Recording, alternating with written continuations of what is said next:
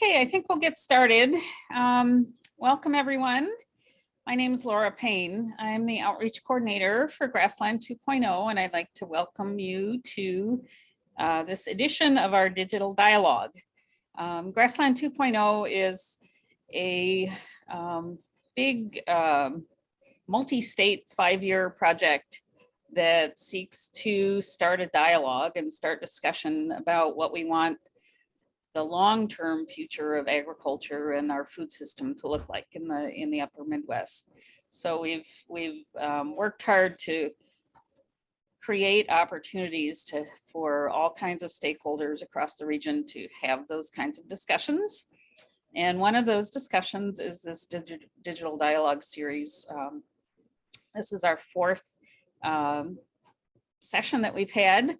And we're covering topics that we hope will be of interest to participants and stakeholders around the region. Today we have Adam Abel, who's our state Grazing-Lands Specialist with the Natural Resources Conservation Service. I've known Adam for a long time, and I'm excited to welcome him to be our speaker today.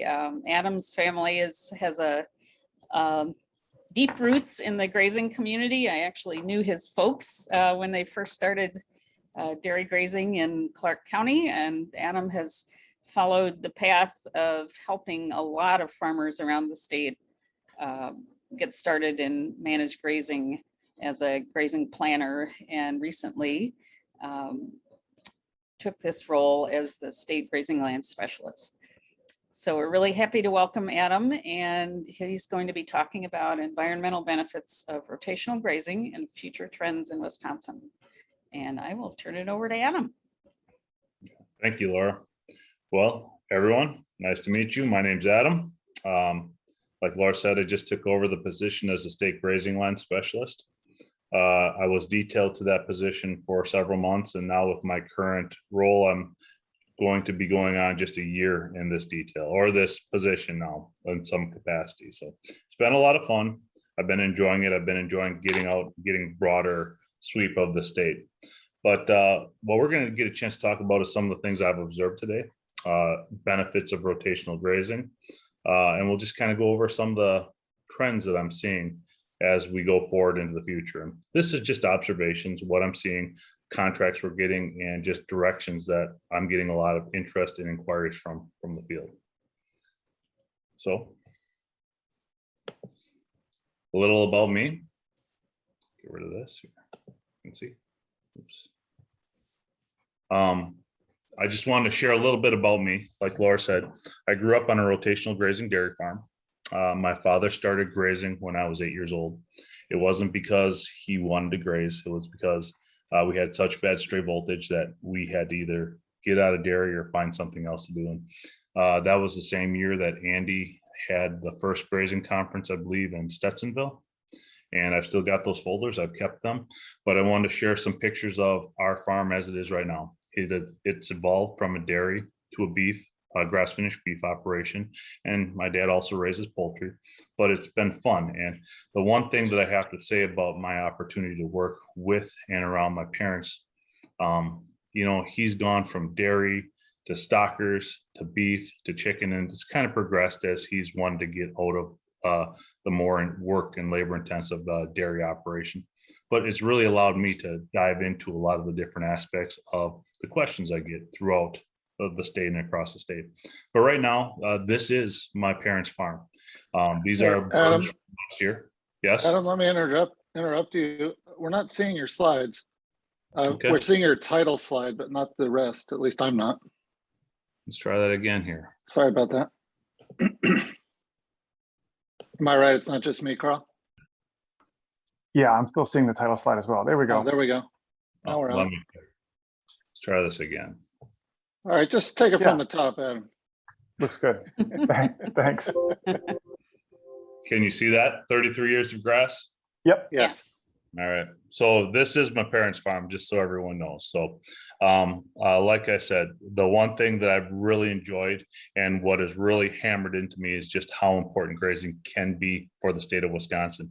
When you talk about food, when you talk about soil health, when you talk about soil quality, economics, community survival, everything about this. There's no downside to this. And that's why I've been a huge supporter of grazing all my life. I feel super passionate about what we can do with rotational grazing. And I just love the direction I see some of this going. However, I work for the NRCS. Well, let's get into this. This is one of my favorite quotes, and this is something too. Anybody who works with grazers or wants to talk with rotational grazers or is interested in getting started in that, they really need to internalize this quote. And I love it. It's from Henry Ford. Whether you think you can or think you can't, you are right. And I can't say enough how true this proves all the time. I work with a lot of people who they are bound and determined that grazing is going to work, and it will absolutely work for them. You know, they start, they do it, they're going to be successful. And just like anything else, if you go into this saying that it doesn't work, my dad tried that, the neighbor tried that, it's not going to work for me. You know, there's a lot to be said about mindset going into these different systems. And when you go from our typical, and I'm going to say typical, because probably still a lot of people are more leaning towards a confinement system in a lot of ways. But those confinement systems are systems that we've used in Wisconsin for almost 100 years. That's what people grew up. That's what they knew. That's how they understand operating with livestock in a lot of situations. So really internalizing that mindset shift that actually is required to go to a management type system like rotational grazing. Some people, it's just real easy. That's what they want to do. That's what they get. That's just their path. Some people are more mechanically aptitude and they don't, it's a little harder process to come to. But either way, like I said, whether you think you can or you think you can't, you are right. That's Henry Ford's quote. I stand by that. That is true with grazing from here on out. And as far as the pictures today go, I believe that the majority of them are from successful grazing operations that I've worked with from Wisconsin. This picture here just happens to be from a farm up in Shawano County that was instrumental in helping us get rotational grazing throughout northeastern Wisconsin. Every large CAFO or large dairy operation that I worked with that now has heifers on pasture, they came out to this place first. So unfortunately, the previous owner passed away. Now I'm still working, have the opportunity to work with his son, but I have so much respect for this family and the amount of people that we've introduced to this concept. A lot of it started right here. So why would a producer be interested in rotational grazing? You know, those are big questions. You know, you start talking about buying land and what are your goals and what do you want to do? And the same recurring themes come up all the time, you know, reducing your operating costs. You know, if you were to keep cattle out for half the year, that means you don't have to start up the tractor to put away stored feed for half the year. Just less infrastructure in general, typically on grazing environments. Now, that being said, you know, you have to understand that some systems are infrastructure heavy or not, and you can flex that and build into that. So you got to be careful with that. It doesn't equal cheap operating costs, but it absolutely can reduce your costs with good management. Reduce labor, done right. It's a mental game. So it's more about thinking about what you're going to do and working smarter instead of harder. That's really a concept that you've got to internalize with rotational grazing. Human health benefits. A lot of people have gone and they're interested in grass-fed beef, grass-fed pork, grass-fed chicken. They want the omega-3, the CLA. They want reduced, you know, antibiotics. They want reduced, you know, hormones, all of that across the board.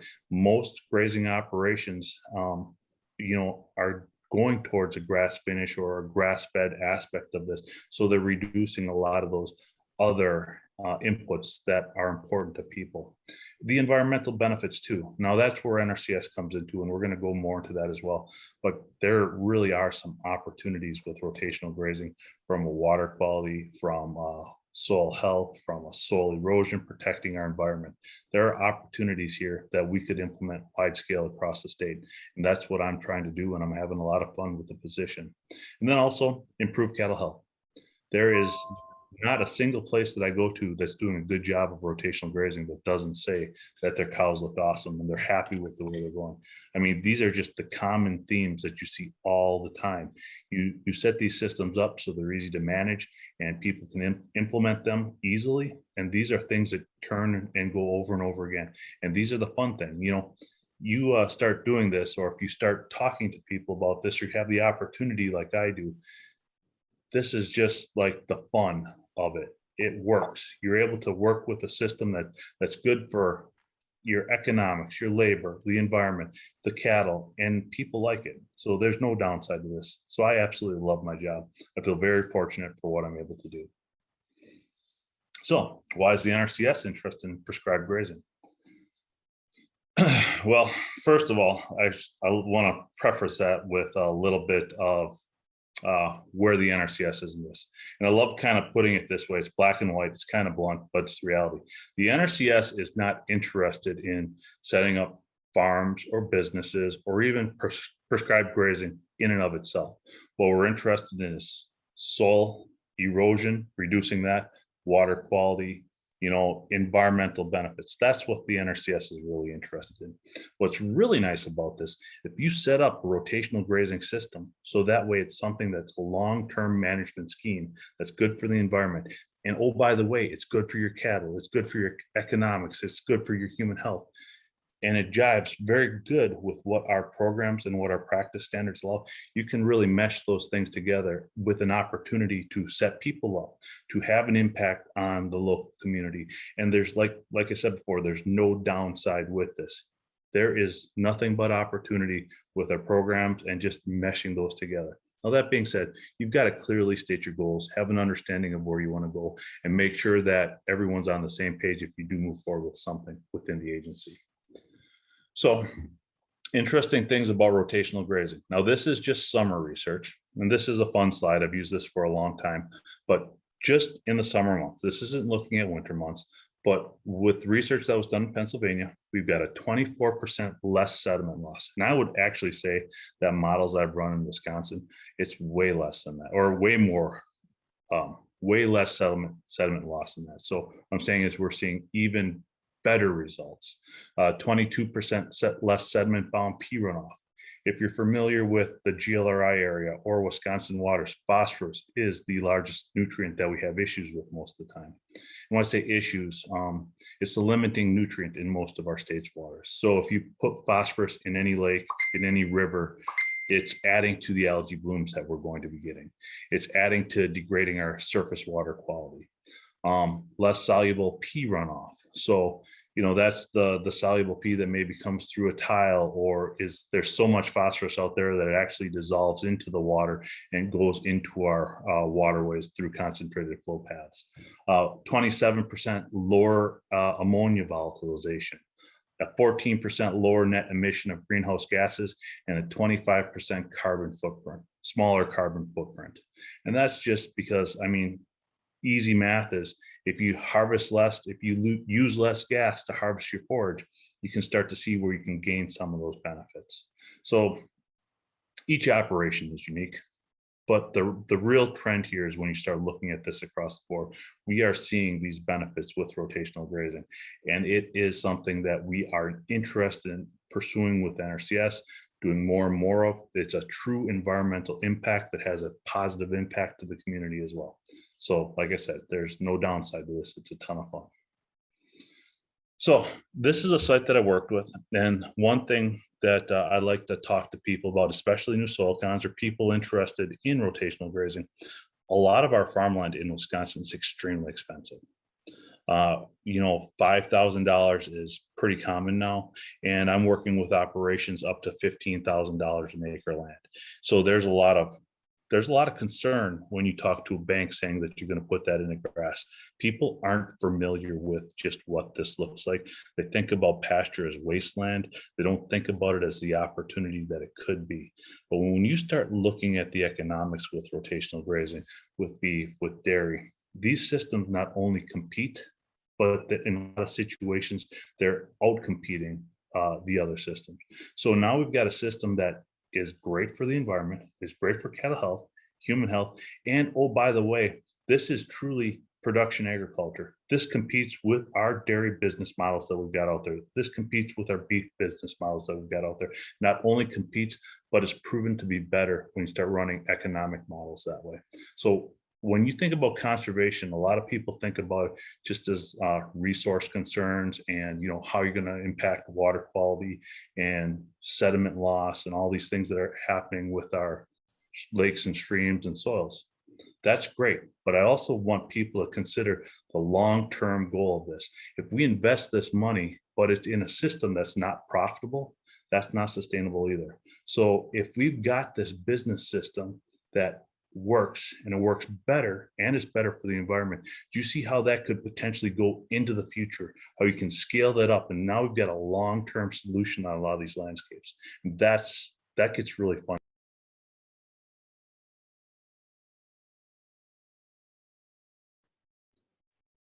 You're muted, Adam. Can you hear me? Yes. All right, sorry, talking to myself. Can you see all the slide, or is it covered up by faces? No, we can see the whole slide. Yeah, All right. we're on the 10,000 to 15,000 an acre one. Good. I've just wanted to make sure that everyone could see that. So anyways, this is a dairy heifer operation in Northeast Wisconsin. And this is a fun one to be out to. Both Laura and Randy have walked this site with me, so it's a ton of fun. This site there is, I don't know, probably 3/4 of a mile of river that runs adjacent to this site, and all that land that you're looking at right now, now it's 4 years ago, was in a corn soybean rotation. So you want to talk about true impact. We've got a buffer that covers the most sensitive areas on the property that he's got heifers on right now, and he's loving it. It's great. Here's another operation that I want to show, and this is just some of the impacts that we can do with rotational grazing and some of the benefits. So you go to a lot of these sites, and to be clear, I'm not a super big advocate of putting cows into the woods, but if we've got a situation where we're going to thin that down to 30% and get sunlight in there and get grass going in there, or if we can manage that in a way that's not going to have a negative impact downstream, there's opportunities there. This site was one that was thinned out. There was mostly invasives in there. What we did was we left this and we took it down to a 30% canopy. Now, the one thing that I have to go back to, and I want to get back to the same angles, this is the exact same site, but the angles aren't the same. So I've got to go back and take a different picture with the same angle, so it's a fair comparison. And I'll probably have to do it in April instead of May, just to be fair with that. But the reality is there was no understory with this site because of the invasives and the shading out of anything else that would come on. So there were gullies. You can look into that picture. There was severe bank erosion. That's just because there was nothing to slow the water down. In 2 years, we had a drastic impact on that site. And I love taking people to the site. And I'll be the first to say that when you walk the site, this is still a work in progress, but this was changed through management alone. And that's the really cool thing. Somebody is able to go out there and change the way they were managing this site. And we've taken it from a site that's contributing phosphorus, soil, nitrogen, all that stuff that's tied up with these soils and flooding down into our waterways. We've taken it from a concern to a site that is viable for use for animals and is stable and it looks great, and we're improving the infiltration on the site. So NRCS resource concerns. I'm going to go over a little bit about how we view things from the NRCS standpoint, and then also the processes and some of the basic procedures we look at when we set up grazing systems. So from the NRCS standpoint, resource concerns that we look at are organic matter depletion, excessive nutrients in surface water, whether that's N, P, or K. We don't want to see those running off and going downstream. Undesirable plant productivity and health. So if we have the best way to describe that is an overgrazed pasture. You know, you can get these things 20, 30, 40, 50 acres big, just mismanagement. And we've got a site that's not producing, and that leads to other issues with poor infiltration, excessive runoff. Those are all things that we can work with that. Excessive plant pest pressure. That's typically like, you know, invasives or Canada thistle, or situations that are really causing a problem for that pasture to really be something that's desirable. Inadequate feed and forage. So many people think when they come to me, or I've got this question so often, that they want to graze. They heard about rotational grazing. They've got 20 acres and they'd like to set that up for rotational grazing. Oh, cool, 20 acres. That's a good start. Then they tell me they want to put 100 animals on it. So that would be an inadequate feed and forage. And those are conversations that you've got to have with people up front. You got to say with those situations, hey, this is 20 acres. This is what you can support. So if you really want to do this, we either need to scale back on the number of animals or the class of animal that you're putting out there, or we really need to look at what's the minimum to get you into this so that you're successful. And then also inadequate livestock water. With the types of systems that we're actually promoting and putting into Wisconsin, we cannot minimize the importance of water distribution. That's what makes this work. And we're very fortunate because these cool season grasses in Wisconsin, they're super productive. They grow through most of the season. A great majority of Wisconsin doesn't experience an extreme summer slump. So with good management and good residual, we can do amazing things. So once a resource concern has been identified and inventoried, now what? So this comes back to setting up these systems. And, you know, it's one thing to talk about rotational grazing and fence and livestock pipeline and watering systems, and then even going into more advanced concepts. The thing that I have seen without a doubt that needs to be focused on from the get-go with any grazing conversation is understanding a proper layout and understanding how cattle or sheep or whatever animal you're working with actually flows. And this is my saying, and I love it, and I cannot stress enough, there's no right way to set up a grazing system, but there are definitely wrong ways. And anybody who's ever grazed or moved cattle or worked with a fence that was set up with a blind corner or 180-degree turn, they know just how much that sucks. And if you're new to rotational grazing and concepts like even just being able to put a gate out there, you know, these are things that if you're new to this, you might not even think that, hey, this was a cost shared fence. This was designed by the NRCS. Can I put a gate there? Like that simple concept. So we'll finish up with Adam's presentation in the next 15 minutes or so, and then still have some time for questions. So if folks have some thoughts or questions you want to share, you can put those in the chat or just keep them in mind, and we can you can unmute and ask them yourself. So take it away, Adam. You want to go ahead and do the full screen with your slides? Thought I had, sorry. That's okay.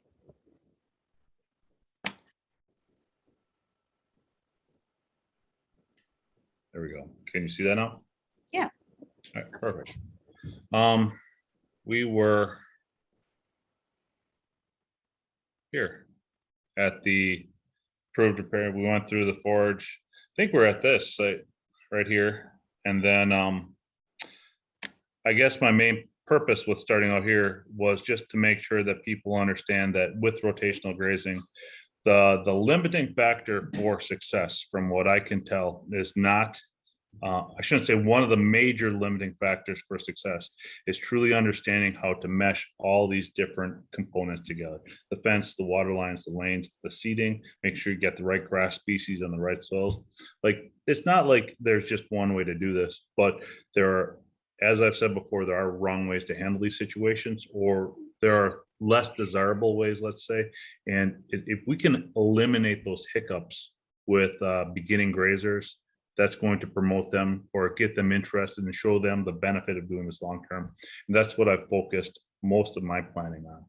So when you're designing a pasture layout, and I'm going to go through this a little quicker than I probably would have, just so everyone knows we get to the end of this. I'm always thinking about efficiency. How intensive do you want to graze? Are you going to move them 5 times a day, or are you going to move them once every week? Because that has huge ramifications on what that's actually going to do.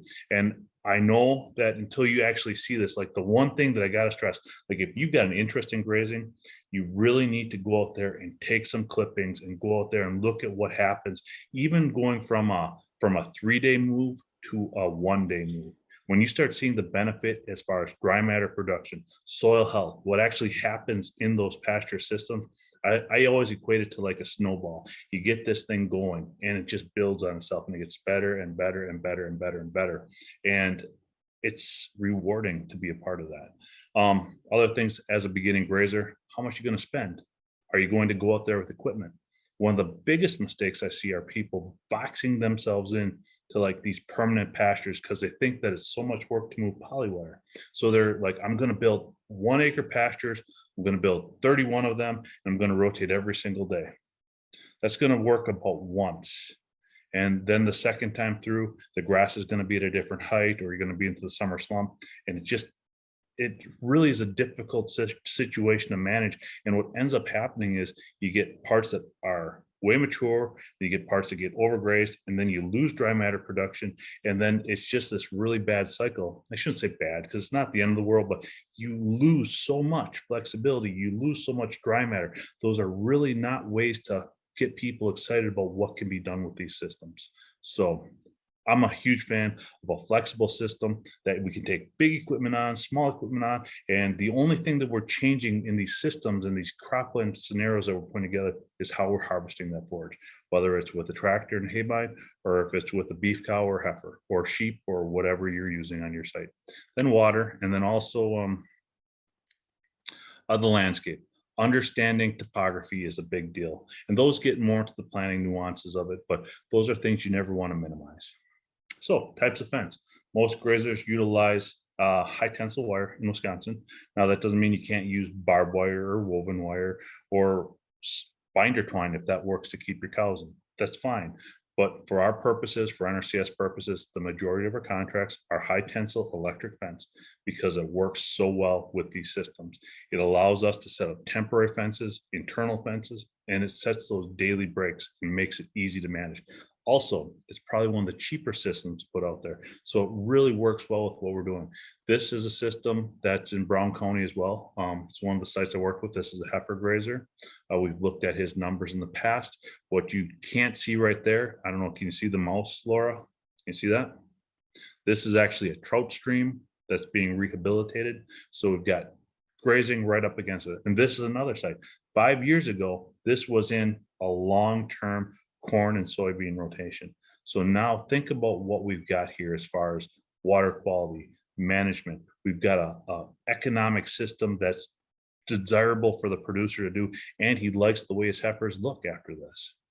So this is a temporary fence for those of you who don't know. And one thing that it's hard when you're in something for most of your life. You just assume people know what woven wire is, what poly wire is, what step-in fence posts are. But this line right here, this little piece of white strip is plastic and stainless steel strands that are like a rope that you can roll up and move. And this is part of the backbone of making these systems work, because you can give them as much or as little as you want. You can confine them into the area. As long as your animals can respect the fence and you've got water there, the sky's the limit. You can keep in 300, 500, it doesn't matter. If herd size is not dependent on this fence, if they respect that, you can take your herd wherever you want. And that's a ton of fun.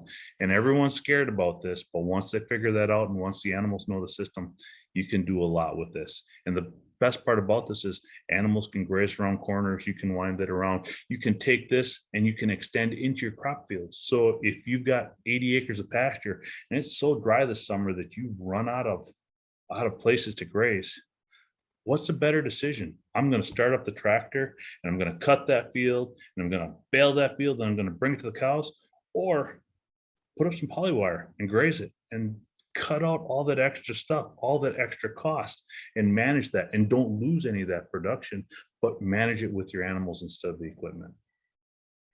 Things to remember about a fence: keep it simple, keep it flexible. A good fence does not make a good grazer. One of the things that I find most interesting about grazing is beginning grazers focus on what you need to start, and I get that. Fencing, water lines, lanes. Once you get into rotational grazing, you really start to see that is really not the thing to focus on. The thing to focus on when you start grazing and you start to get good at this is grass management, residual, and trying to get as much production off this land as possible, because that works for everything then. And people who start, they get into it, they build into that, and they snowball into that. But those are just the things and the fun opportunity that once you get them going right, let them go, see what happens. And the goal is to maximize dry matter production. I wouldn't say that's always the goal, but when you're dealing with $10,000 or $15,000 an acre land, unless you have a lot of money or you've got some other goal in mind, you really can't lose production on there. So while I love the idea of grazing some of these more exotics, and there might be places for them, that's never the place I usually start. I don't really jump into these more complicated systems. We got to get people up and running, and then we can flex the system or make it into something different if they want to try something different. But we got to get them started off right, get those concepts and the foundational knowledge set. We need a good fencer. I'm not going to go into this. This is just stuff I wanted to have the group aware of, so that we're on the same page with this conversation. This is one of my favorite pictures. Laura, you probably know this. This is in Tom Cadwallader's place. This was a long time ago. These are my college roommates, one of my best friends. They're his brothers, and they were at the pasture walk, and he took this picture. And this has been kind of in my slides for a long time. But electric fences are mental boundaries that require training. So if you've seen a presentation from me that's talking about fence, you've probably seen this. But it really does show the point that there isn't anything there keeping those animals in except that single wire. And those two animals are a lot of fun. The one was just over to my dad's place, Malachi, and he shot a doe, got one of his first deer again this last year. So that's fun. Anyways, watering systems. This is one thing that people completely underestimate with grazing systems. A flexible water system that allows you to move that tank around the property is key. I hear so many conversations about people, I've got a water tank up by the barn, or I've got a water tank over there, or they've got this hesitation about putting up pipelines. And once you do pipelines and understand how to lay them out, they're actually pretty simple. They don't cost a lot. And the flexibility that gives you with nutrient management is insane. And the reason I say this is, if you have 80 acres and you put one water tank in the center that's accessible to all of your animals, and I can pick anybody that has any understanding of cows, where are those cows going to be on August 1st at 2 p.m. in the afternoon of 2022? There's absolutely no doubt that that herd is going to be standing by that single water tank. What's going on then? The whole herd is standing there. The whole herd is defecating there. They're not grazing. They're not distributing their manure, and they're not providing any level of management to your system. So if you're able to take these pipelines and put these cows in an acre or acre and a half, or whatever your daily break or your 2-day break looks like, and you've got that water there, think about what that does for manure distribution across your entire property. Now think about that in terms of this year. Now start compounding that 2, 3, 4, 5, 10 years, 20 years. What does that start to do when I start talking about that snowball effect and long-term management and making these soils and these grasses really start to produce? If you don't think about that from the get-go and set those habits straight from the get-go, people aren't going to realize their full potential with these systems. I cannot stress that enough. So quick about water, it's the limiting factor in production. And also, you know, a lot of people are like, well, I've got a pond out there, or I've got this. I get it. That's cool. If you want to water out there, I would say, let's talk about it. I'm not here to tell people what to do. But specifically in Wisconsin, one of the biggest reasons I'd say not to water would be liver flukes. And then also just the other opportunity for worms and parasites that water sources that you can't control actually can introduce in your herd. Also, typically, if you give cows clean water versus nasty water, they'll typically drink the clean water. Now, that being said, everyone's got a story about the cow drinking from the nasty water. So I'm not going to argue those. They've done studies on that. My experience is, in general, clean is good. And I would say clean is probably better just from the standpoint from the potential for parasites and also other worms that you might be introducing into their body or your herd. Trails and walkways.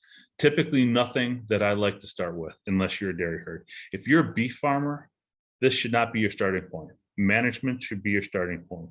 You can always come back to these later. Let me take that back. That's a pretty bold statement. I didn't mean to say it like that. There are reasons to put trails sometimes, but the reality is most people need to re-envision or rethink about how they're going to manage this trail. When you start looking at trails from a cost standpoint, I believe this trail ran about $25 a linear foot.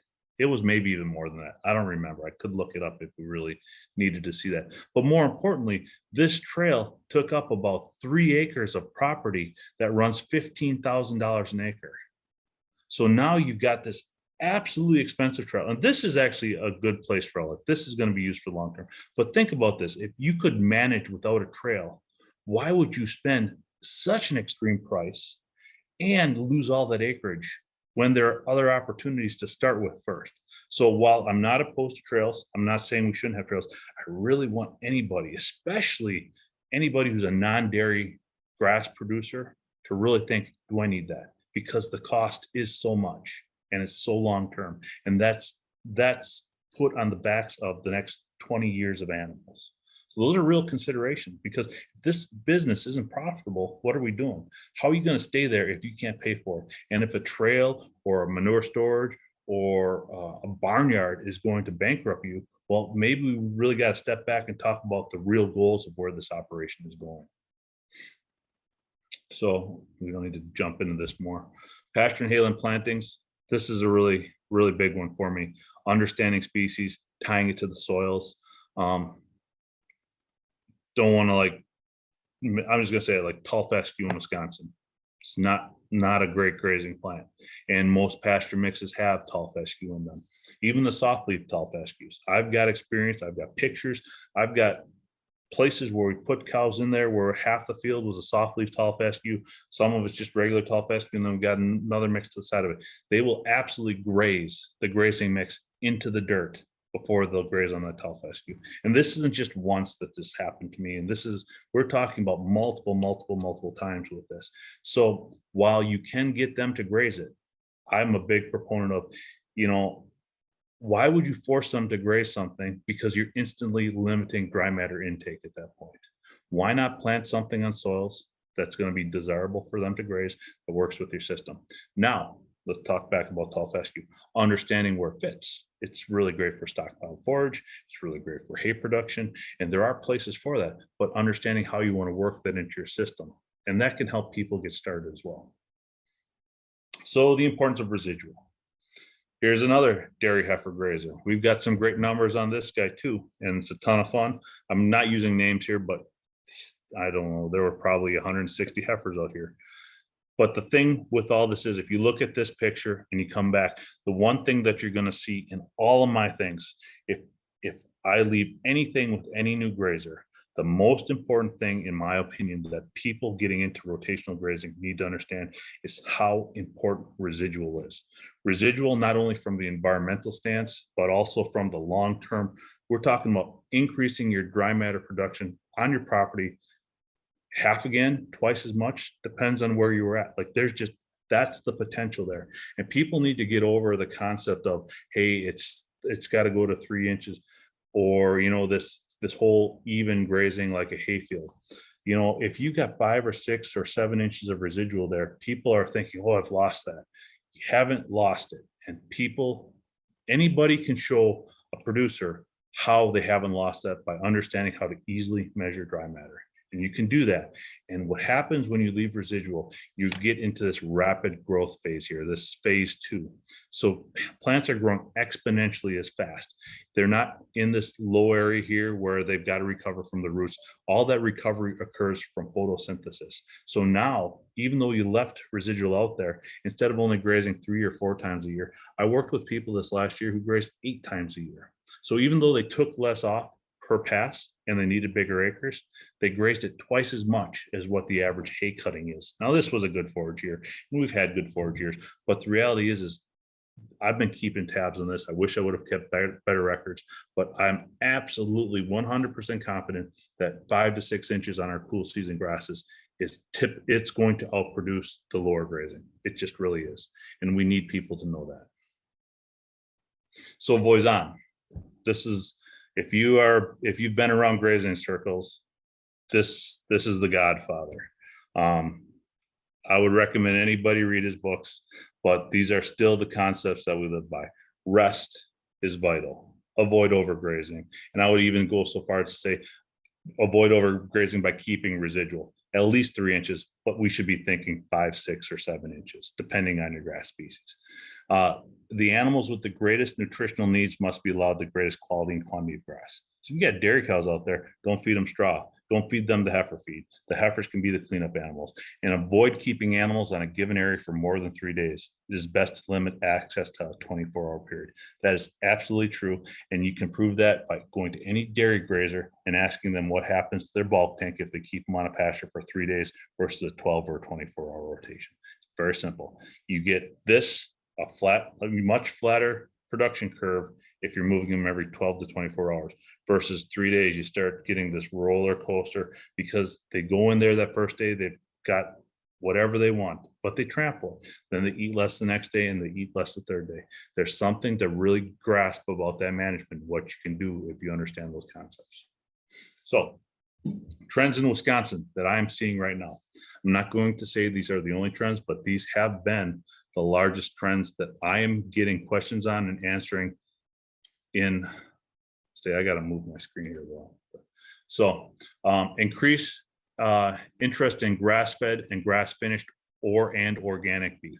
So when I look at the contracts, when I look at the questions I'm getting, there is a huge interest in the grass-finished beef market or the grass-fed beef market, maybe finishing on corn, and every nuance in the middle. So it's everything and anything in that statement, but it all kind of starts at the same point. So it's kind of one of those things where we can set up the grazing plan and you can work into a grass-fed, then you can go to a grass-finished, and then if you want to go to organic, go for it. There's no real conflicting interest there unless you're talking about potentially like materials used like post or organic seed. But if you're into it for 3 or 4 years, you're pretty good then already. Heifers on pasture for dairy systems. So Wisconsin is still second for milk production in the US, I believe. So we're still the dairy state. But what I'm seeing is a lot of the dairies are set with what they're doing. We're not seeing huge influxes of new grazers or new dairies. The new dairies are interested in rotational grazing, and I get anywhere from 1 to 5 of them a year. But where I'm seeing the most interest is truly the heifers on pasture, because that works for any scale and any size. And when you start looking at the economics of that, that's just something that every dairy should be doing. Done well, that is absolutely an economic benefit to you. There's no downside to that I can tell, unless you don't know how to manage pastures. The other thing is small ruminants, pastured pork, pastured poultry, rabbits, for the small operations or homesteaders. And I'm getting more questions from homesteaders. When I say homesteaders, I'm seeing a lot of people moving out to the country. We're seeing a lot of 10 to, let's say, 30 acre operations, sometimes smaller, sometimes bigger. Now, I put ruminants in there. Pigs aren't ruminants. Poultry's not a ruminant. So, this is outside of NRCS standards, but it's not outside of our scope of work with where we can help people with. So while that doesn't fit nicely into like an EQIP contract or our goals or even our practice standards within the NRCS, I recognize that there's a huge interest in this across the entire state. Then some of the other things that I'm having a ton of fun with are extending the grazing season with cover crops, annual forages, and stockpiled forages. I think this is easily the most underutilized option that most grazers are doing, and I'm getting more and more interest with this, and I want to see wide scale adoption of this across the state. I'm going to make a push to get more and more of this going, because there's, just like with some of these others, there's just no downside to this. Now, understanding how to do that and incorporating it, we do need to go over some of that. There's a bit of a learning curve with that, but it's nothing so drastic that anybody who's got a little grazing experience couldn't do. I'm also seeing a huge increased interest in outwintering and or bale grazing, just because it lowers your cost of production so much. When you look at beef operations and start looking at the economics of it, the big costs for beef operations are typically going to be winter feed costs, stored feed costs, and then also death loss. Those typically are top 2 to top 3, somewhere in there, depending on the operation. What's so nice about outwintering is you can eliminate that mechanical cost of starting up the equipment every day or every other day in the winter or whatever you think. You still have to pre-place the bales, but it's a lot easier on everybody to put them out there in a weekend in October versus having to start that tractor up when it's 20 degrees or even negative 20 degrees out. So there's a huge benefit to outwintering, not to mention now all that manure's out there, all that urine's out there. And if you plan that appropriately, so you're moving that and gridding that around, now you can move it from field to field to field and start applying a nutrient management plan with your grazing system. Think about what that means conceptually as far as long-term management, long-term dry matter production, and even lowered cost of production. And then the other thing that I'm seeing a lot of interest in are adoption of technology, grazing apps, grazing calculators like we're working with Laura and Randy. Drones, I've worked with people who are trying to move cattle with drones, grazing collars like the dog collars and bat latches and other concepts like that. I'm really looking forward to that. I'd like to eventually get some of those scenarios into NRCS because I think that there's absolute opportunity with all of these.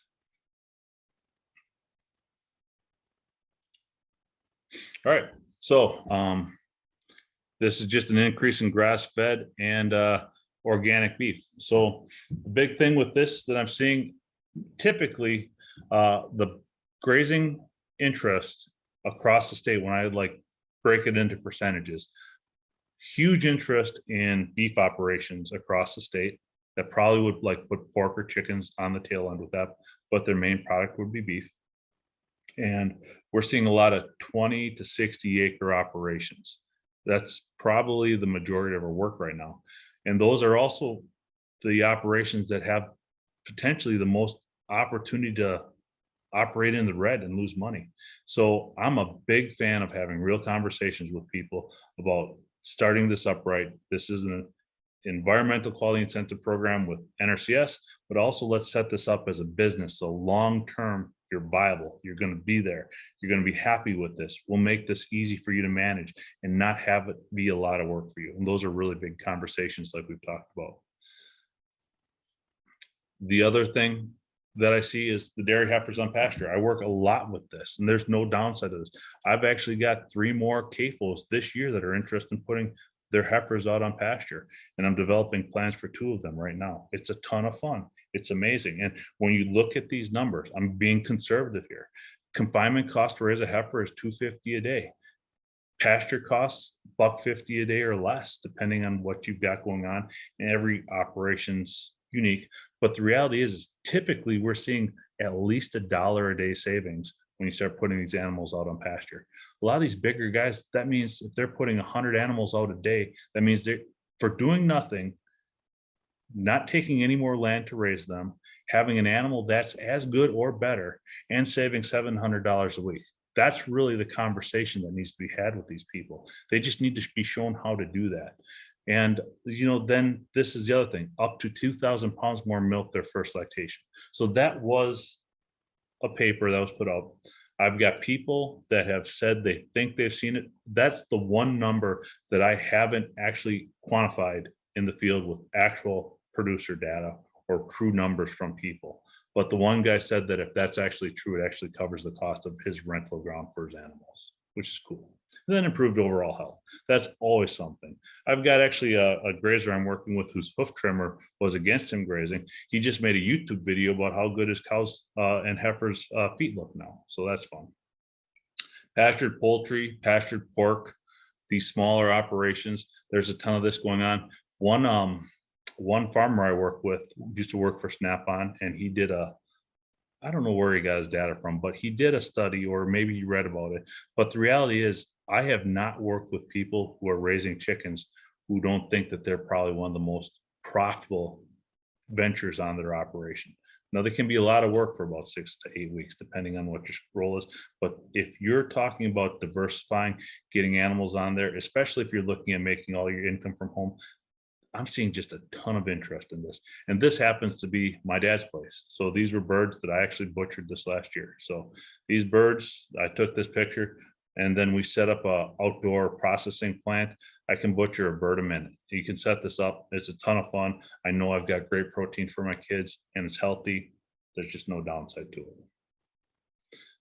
developing covers that work with crop rotations that can also be grazed. So I've got a no-till soybean field on the left that's got winter rye residual on there. And I put this picture in here for a reason, because the field adjacent to this, the winter rye was grazed. So it could be viewed as cover crop or annual forage or whatever you want to call it. But the reality is that that field, if we would have had a slower season or the grass would have gone, that would have been grazed off, and then the soybeans would still have been planted into there. And that gave this particular producer probably about a 2 to 3 week edge in the springtime for grazing while his pastures were catching up. And this same producer on the right, we planted vetch in between the corn, and he harvested that corn as grain, and then he grazed the stalks in the vetch. So we're working with a ton of these cropping rotations that have the potential to boost soil health, add diversity to the rotation, but also now we can bring the cattle in there. And if we can get 3 weeks on the front and 3 weeks on the back at a minimum, I mean, that's huge when you start talking about the cost versus keeping them out there versus stored feed costs. So this is what I was talking about, the stored feed costs. Grazing the covers, we were at with these numbers here, and we actually collected the data on this. We were at about $1 a head a day versus stored feed of over $2.50 a day. So every day that this herd is out is money in that producer's pocket. So when you start talking about margins with beef operations, you need to understand how thin they are. And I think that's one thing that I really want to stress within the NRCS and land conservation agencies, like to build a manure storage in a barnyard for every beef operation is a really bad thing if they don't have the income to actually empty that. I've seen operations built where we've spent a lot of money, and the cost to empty that pit basically ensures that that operation will always operate in the red. That is not long-term conservation. Now, on the flip side, I'm not against barnyards. I'm not against manure storage. I'm not against any of that. But I do think that the conversation should have been had up front first. We should talk about management, true management that's going to make this conservation project, this grazing, a long-term viable option into the future. And that's what we've got to have if we want to see this successful long-term. And then one of my favorites, we've been doing this at my folks' place since early 2000s, bale grazing, strategically placing bales in the wintertime to lower your mechanical cost, to spread your manure, to put your urine out there. These systems work so well. I love working with producers about this. And to date, every single producer, I'm telling you, 100% of the producers that have done this the way I've asked them to do it has come back to me and said they love it and they won't do anything different. Now, you've got to have very real conversations with people about this, because there's typically going to be a winter thaw and mud season's always there, right? So those are real things to consider. And I never want to get people into a situation that they don't want to do. So you better have some real conversations before just saying that bale grazing is amazing. It actually is amazing, but you've got to plan for the difficult portions of the year. So I kind of burned through that quick because we lost a little bit of time there. So let's go to questions. Great. Thank you so much, Adam. Maybe we'll start with, we have a couple of questions in the chat that we can start with, and then if other folks have questions, just let us know and we can cover those too. So the first one is from Altfried Krusenbaum. Hi, Altfried. How do you feel about dairy grazers who do not water on pastures, since cows are coming to the facilities twice a day? And I remember I remember that kind of going back and forth over the years. Sometimes it's in favor and sometimes it isn't. I actually think that dairy grazers without water in the pasture get much better grass management than putting water in the pasture. I should have clarified that. I'd consider that a higher level of management. I was more considering when I say the waters, the systems with heifers or beef, that they're going to be locked out there. But to not have water in the pasture for the dairy cows and the ability to tank up, it's an absolute benefit. So I'm not scared of putting it out there one bit. So then the issue would be having a large enough tank by the barn when they come into milk, so they can all get their fill. Yep, they've got to be able to bulk up when they get there. Absolutely. Okay, and another water related question from Joey and Julia. Do you run permanent water lines out to the farthest fields in some of these systems? And are they above ground or below ground? I run thousands and thousands of feet of water line every single year. We're talking some projects have miles of them. The reality is still pretty cheap. Yes, so the furthest field. Now, that being said, if you've got a 1 acre field that's, on the backside of the farm, you might consider different options at some point, but don't be scared to run pipelines. As far as burying them versus on the surface, it's really going to be the producers. That's going to be a lot to weigh with the producer. I'm a bigger fan of not burying them because when I look back at all the systems that I've installed between fencing and water lines and all the pipelines typically have the highest failure rate. And as soon as it's buried, then you got to go find the problem. Now, if someone is absolutely adamant that they want to bury that for some reason or other, or if maybe they want to extend the winter or the fall grazing a little bit because the ground can buffer it from frost, yeah, that's fine. But I wouldn't start there. That's just me though. Great. Question from Lynn Markham. What is typical herbicide pesticide use on grazing lands and how does it compare to corn and soybeans? It's much lower. As far as what we're seeing typically with the herbicides that we're using, I would say most of the time, if we do have a herbicide application, it's going to be on those initial seeding years for pasture and hayland planting, just to set the ground or set the bar right. And then the other places where I see herbicide application would be with like thistle control or something like that.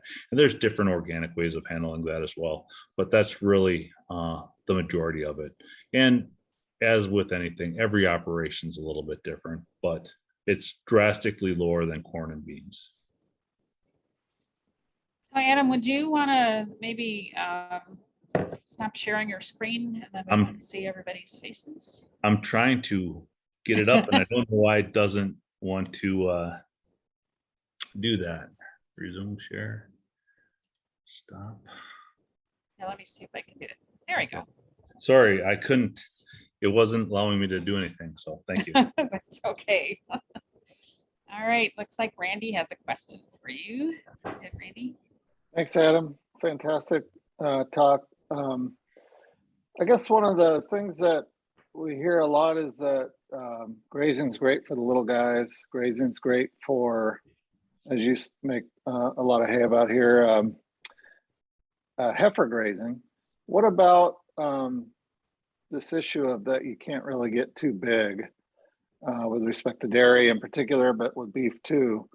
Do you see that as a real impediment, or are there ways that people are getting around that? And I'd just be interested in your thoughts on that. So the reality is I don't think that there's any herd that's too big to graze. And what we're running into in the Northeast area is going to be farmers that absolutely, when we start talking about grazing to CAFOs, I really thought that we were going to be run out. But the reality is most of them are interested in some shape or form. They recognize that their heifers, that their cows off of concrete are a good decision. The challenges that we're running into are big enough blocks of contiguous acres to actually set these systems up. So while you could graze any size herd, I think the true limitation is how do you pull together blocks of land in a big enough block to make it feasible?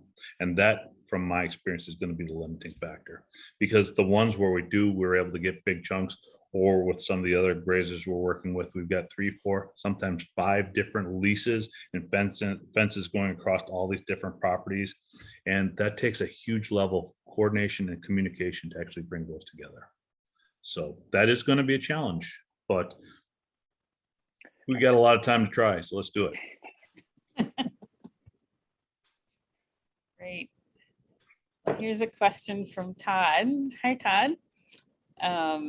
He's asking about addressing old tall fescue paddocks, how to improve them.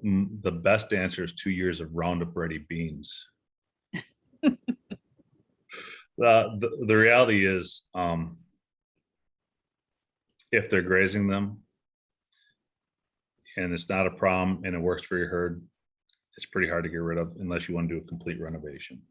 So I would probably say, hey, is that something that you could start looking at using alternatively? Since you've got it already, how can you make that something to your advantage? Tall fescue stockpiles amazingly well. So that's a plant that could be made into pretty good hay for bale grazing in the wintertime. Then you could stockpile that into October and November and start utilizing that. Now, if your whole system's tall fescue, I would say we'd really have to have a conversation about your goals and the direction that you want to take the place. So if they're grazing it and there's no issues, and you're happy with it, don't change it. But my experience has been that there's a reduced intake on tall fescue in the majority of circumstances. So that might not be an answer. I'm a little hesitant to go much more specific until I be on site and actually take a look at something like that. So. All right. Thank you. Other questions? Feel free to unmute yourself and speak up if you had a question or a comment. Could I ask Adam, just a follow-up to that discussion about northeastern Wisconsin and kind of the limitation of not having contiguous land? Have you run across anyone that is, starting to learn more about grazing and the benefits and willing to take some of their good cropland and transition it to pasture? Like, because I'm guessing that's the main hurdle here. You've got a lot of contiguous cropland out there, but I feel like it's a pretty big hurdle to kind of get heifer grazing land on par with your good cropland in terms of your whole farm kind of system management. Like, do you see any of that changing? That's not what's happening actually. People are putting in their good cropland. And the reason they're able to put their good cropland in is because we can set these systems up so that way we can still mechanically harvest it with any size equipment. So in order to get people to adopt this on their best cropland, which is what we should be doing, we've got to set up a fence system that doesn't impact their ability to harvest it with the biggest equipment out there. And that's how you do that, by making long runs, keeping the ends open on both sides, and keeping it a super flexible system. The limit is not cropland adoption. The limiting factor is the fragmentation of property ownership, and that's probably the bigger hurdle. Gotcha. If you look at a plat book up here, very few people have much more than 80 acres in any given block. And if you start talking about just a regular, not even a CAFO sized herd, they'll have 100 bred heifers. You can't even support that on 80 acres, depending on the soils in a lot of places. So right. those are the challenges. So. Gotcha. Cool. Thanks. Yeah. Great. Other questions?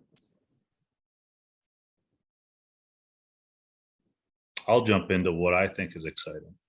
I think mixing these covers with grazing and using covers as a gateway drug for more grazing is a real opportunity. I think we're just scratching the surface on this. We've got a real challenge with the latitude that we're at in Wisconsin, because some falls are great and some aren't. And we've got to figure out these mixes that work well consistently. I'd like to get to the point where we've got a mix that's consistently going to produce 8 out of every 10 years, that can handle heavy, wet snow loads and can take our grazing seasons from May to October to from May to December and January and beyond. And that is a true goal if we can get that going. And I'd love to see that adopted across the state. Now that works with dairy heifers, that works with beef animals. I don't know if those standing covers, I want to get some forage samples on that to test it against dairy quality. I don't think it would work, but who knows, maybe I'm wrong. You don't know. Depends on the crop, I suppose. Yeah, so well, that might. I think that's just a ton of fun. Then you start tying that with the bale grazing. Like, there's just so much opportunity for good to happen with this, and I'm looking forward to that. So Alfred, I see you got your hand up. What's up? Yeah, Adam, thank you so much for your presentation. I'm just wondering, where do you see the future for dairy grazing in the state? Well, I don't think that dairy is leaving Wisconsin. Most of the producers I'm working with are kind of set in their ways. What I think for dairy grazing, what I think should be happening is every producer that's not a CAFO should be looking at dairy grazing. I really think that, because if you're dealing with 400 or 500 head of animals, you're not talking about needing thousands and thousands of acres contiguous. You've still got a huge opportunity. And when you start looking at Tom Kriegel's numbers and just different numbers out there, that's just an untapped potential for people to dive into that.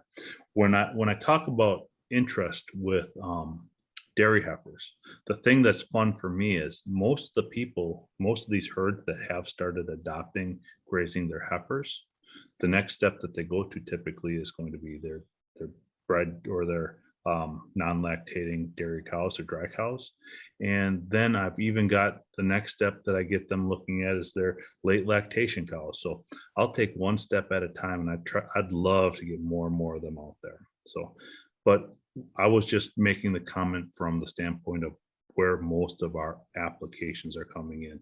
I'm not seeing a lot of conversion on dairies, but I am seeing consistently, that 1 to 5 a year, which I'd say is actually, it doesn't sound like much, but that's actually pretty good when you think that we've been losing so many herds across the state, which is so unfortunate.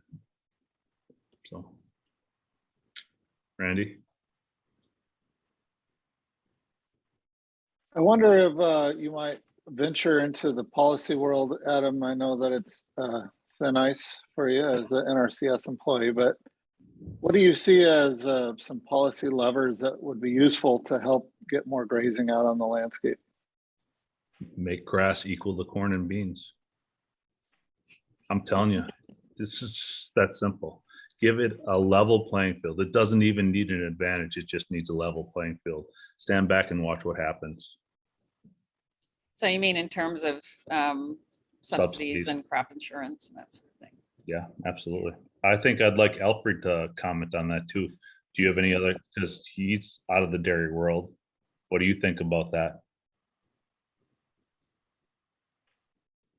Did we lose you? Yeah, no, it takes me a while to unmute that, sorry. Yeah, that's a good question. I'm not so sure that would, let's say, good example. A neighbor of mine has 700 cows, and I talked them into grazing their heifers, at least one group of the heifers last year, and I tried to teach them how to move wire, how to move poly wire, and after about 2 months of this, they gave up, and they said, no, this is just way too much work. We just throw feed in the mixer and drive past the fence line feeding, and we're done in 10 minutes. And I think it comes back to your quote that you put out there originally. It is whatever, if you think it can be done, it can. And if you think it can't be done, it can't. And I'm not sure that policy changes help change the mindset of somebody who is so ingrained in believing in a confinement system versus a grazing system. I absolutely agree with that, because my experience is the exact same as Alfred's there. And this is the reality that I've run across. So when you start dealing with larger scale operations, you can get complete buy-in from the owner, but the guy moving the fence better have buy-in too. So if you have a hired man who likes driving tractor and skid steer, and that's why he's came to you to work, and now you're going to tell him to manage cows, any 8-year-old can move cows, but you still have to have a critical eye to look at the grass and understand what's going on. And it will be an absolute disaster if your hired man or hired woman doesn't have an aptitude for that.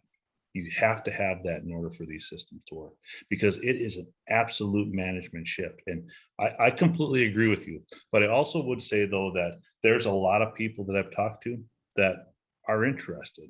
And you're not everyone's going to graze. It's just not going to happen. Not everyone wants to. It's still a free country. There's still ways to do good things in different ways. But what I would love to see is just an equal playing field for the people who are considering that, so that we're not going to cut them at the feet right away. And I think that would be a benefit. Great. Thank you. Well, we have one last question, if everyone can hang on for a minute. And that is, can you give a rough estimate as to how many head of cattle can be supported on 20 versus 80 acres? That's a dangerous question. I don't want to just answer that. Let me answer that differently. In general, in Wisconsin, the majority of our soils produce 3 to 3.5 tons of dry matter a year, just with normal cropping systems. That means, on average, the average acre of soil can support 1,000 pounds of animal per year, per summer, not per year, per summer. That is a pretty common math that we use, but you got to be careful with that, because if you're on a 2-ton soil, you can get yourself in real trouble with that. So in general, it's about 1,000 pounds per acre on the average Wisconsin soil. But that is not math that I would hang my hat on anywhere, because most grazing operations are buying what the bigger farmer didn't want. And it's the poorer soils, the steeper soils, the less producing soils. So be aware of that when you're doing your math, and make sure you're not over selling what this can be. The best And thing. that's why the first step is a good grazing plan, right, Anna? Absolutely. Have someone look at that site and help you develop that. The best thing that Laura or I or Alfred or anybody who's out there is not our knowledge of what we've done, but our contacts. Like, if you want to do something, somebody knows somebody's already done it. So there's no sense to reinvent the wheel. Go over there and talk to that person. Say, hey, what do you think of this? They'll say, well, I really like this. I really like this. This absolutely sucked. I'll never do that again. And don't, you know what they say, wisdom isn't learning from your mistakes. Wisdom is learning from someone else's mistakes. I mean, we don't need to reinvent this wheel. So we can take what has been learned over the last 30 years and move forward with a lot of this. So that would be the biggest thing that people could learn from the people that we all know as a group. So. Great. Well, I think we'll wrap things up there. Thank you so much, Adam. And thanks to our participants for sticking with us. We apologize again for that hack and the offensive material that was viewed. Randy did have one. I see a couple questions here, Laura. I'll stick around. I think they're applause, maybe. Oh, maybe. Sorry. Yeah, Sorry. just Slightly. hands clapping. Yeah. Yes. So anyway, thanks everyone for joining us. We'll be back in the spring, I think, with some more digital dialogues. So look for those. And if you have ideas of topics that you'd like to hear about, please let us know. So thanks so much. Thank you, everyone. Appreciate the opportunity.